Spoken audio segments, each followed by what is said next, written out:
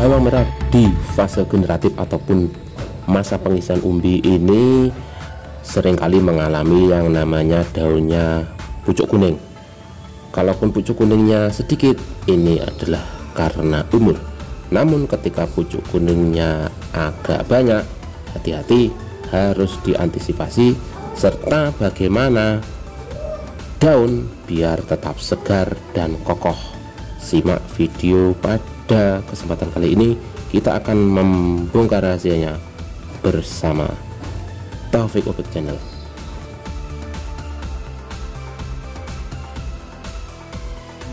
Assalamualaikum warahmatullahi wabarakatuh. Halo.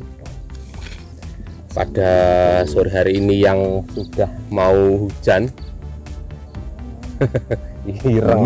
meh nyeblok. Sore-sore kelihatannya ini cuacanya mau hujan, tapi entah masalahnya kemarin itu sudah duduk-duduk ya enggak gelem nyeblok bikin kombo. Nah, ini adalah tanaman bawang merah di lahan yang lain dari Pak Suis yang kemarin pernah kita lihat tanamannya yang ada di Tegalan. Ini baru, ini yang di sawah ini umurnya 32 hari setelah tanam, mulai masa perbanyakan anakan untuk pengumbian. Setelah ini nanti akan masuk pengumbian. Nah, pada fase seperti ini daun sudah mulai kokoh, sudah mulai kaku. Ini terlihat sudah kaku, cuma tadi katanya Pak Sus ada kendala. Nah, kendalanya apa Pak ini? Kuning melengkung. Daunnya pucuk kuning sama melengkung. Maksudnya melengkung piye? Enggak kokoh, enggak kurang kokoh, kurang kencang. Lah, ini yang kemudian jadi masalah. Tapi sebenarnya juga bisa dikatakan masalah ataupun juga kendala yang wajar di tanaman bawang merah, apalagi di usia 30 ke atas. Karena apa? Di tanaman usia seperti ini memang ini mulai mecah, sehingga daun ini juga mulai bertambah. Biasanya dengan adanya pecahnya umbi ini, calon umbi ini nanti akan memunculkan tunas baru, yang mana ini nanti akan terlihat agak melengkung. Tetapi melengkungnya sehat, saya lihat sehat karena pertambahan daun. Jadi sebenarnya kalau itu tidak disebabkan oleh yang namanya buler ataupun layu fusarium, saya kira itu tidak masalah. Kalaupun untuk masalah pucuk kuningnya ini disebabkan menurut saya adalah adanya cuaca yang sangat panas. Ini pengairannya perang dino pisan nih. Kadang 3 hari. 3 hari, 4 hari. 3 hari, 4 hari. Tergantung kondisi tanah. Nah, jadi yang perlu diperhatikan kalau cuacanya sangat panas ya. Ini kan cuacanya panas. Kebetulan hari ini aja kelihatannya mau hujan. Kemarin kan panas. Kalau kondisinya sudah kemarau yang panas dari pagi sampai sore, itu biasanya bawang merah itu 2 hari ya. 2 hari itu harus disiram. Enggak usah tebel-tebel, tipis saja. Karena bawang merah itu sangat suka yang namanya air, tetapi juga suka cuaca panas. Nah, iku angele. Banyak air enggak suka, tapi minta sering disiram. Tapi minta cuaca panas. Nah, kalaupun terlalu panas, nanti akhirnya akan berimbas pada daun yang kering, pucuknya kuning. Jadi salah satu solusinya apa? 2 hari sekali, kalaupun cuaca panas harus disiram. Nggak usah banyak-banyak, pokoknya rutin 2 hari sekali. Terus kalau untuk masalah pucuk kuning biar ini segera pulih, ini bisa dimasukkan yang namanya bedah hydrosin. Bedah hydrosin ini nanti fungsinya adalah untuk memperbaiki sel-sel rusak sehingga ini akan pulih, lambat laun akan pulih. Dan bisa juga dicampur dengan fungisida yang dingin. Fungisida yang dingin cocok untuk cuaca panas itu adalah salah satu contohnya adalah fungisida kontak berbahan aktif Propinep, merek monggo terserah. Biasanya kalaupun petani di sini apa Pak? Antrakol. Nah itu antrakol itu ada zincnya. Zinc itu nanti akan membantu proses pemulihan dari menghijaukan daun lagi. Ini juga bisa dicampur lagi dengan magnesium sulfat, nanti akan membantu perbanyakan hijau daun dari daun bawang merah ini pakai magnesium sulfat. Kalaupun untuk masalah melengkung-melengkung, nanti habis itu bisa dimasukkan yang namanya pupuk daun. Wis dipupuk tapi ya iki Sudah usia 23. 23 dipupuk yang kedua Ya. Yang kedua. Dan nanti itu nanti lambat laut akan kaku sendiri sembari menambah umur.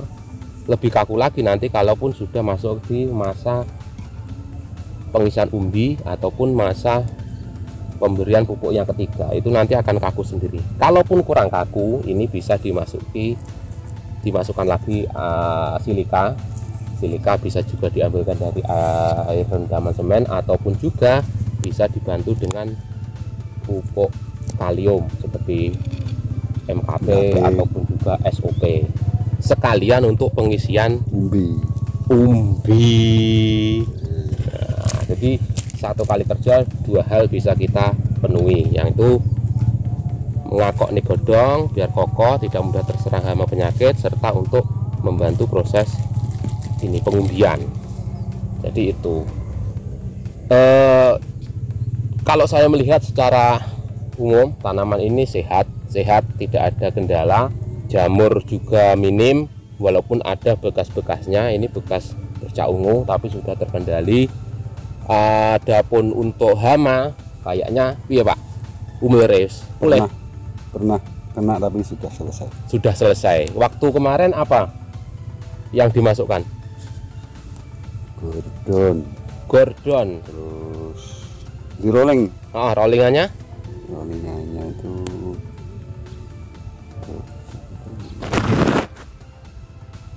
apa? Sing harganya 40. Trisula terus dimix dengan bahan aktif metomil itu di rolling. 3 itu di rolling ya, tidak dicampur. Kadang dicampur. Nah, jadi ada 3: klorfenapir, racun pernapasan, bahan aktifnya tadi gordon, bahan aktifnya klorfenapir, itu racun pernapasan.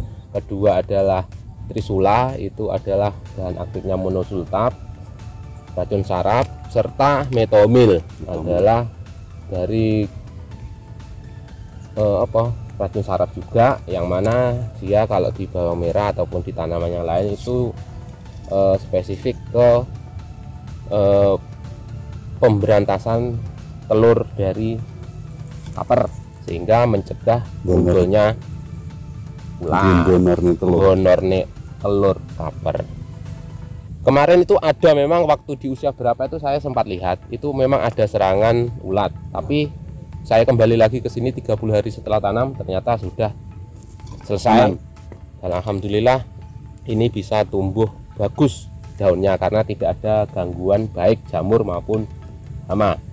Jadi mungkin bisa menjadi pengalaman itu tadi, perollingan ada 3 bahan aktif tadi bisa kita praktekkan, ataupun juga itu bisa dicampur kemudian bisa dirolling. Terus lihat kondisi aja. Terus untuk fungi apa Pak sing wis masuk? Funginya itu mancozeb. Terus sing zephyr itu apa? Zephyr itu lupa engko tak golek, aku yang duwe saja nih, tapi itu bahan aktifnya kalau dasar ada zinepnya, ada manepnya, zinep dan manep. Zinep, manep sama satu bahan aktif itu jarang ada. itu cuma dimiliki oleh Zephyr, yaitu Zephyr. Karsiben. Ya, Karsiben. Iya kan, Karsiben. Terus di rolling yang terakhir pakai Hajar.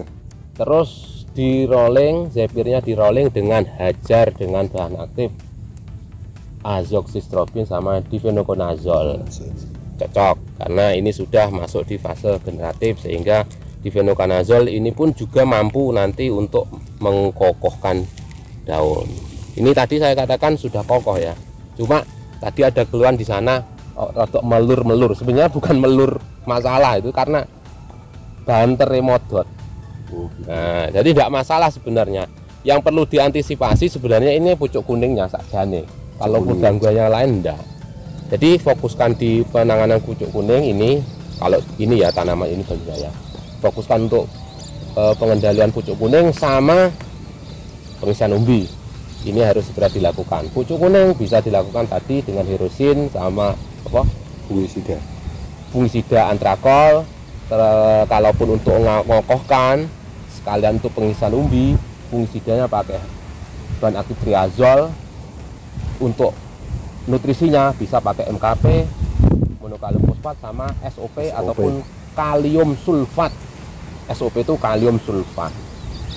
Nah, kalaupun mau umbinya lebih besar lagi, nanti bisa dibantu dirangsang dengan pemakaian paklobutrazol.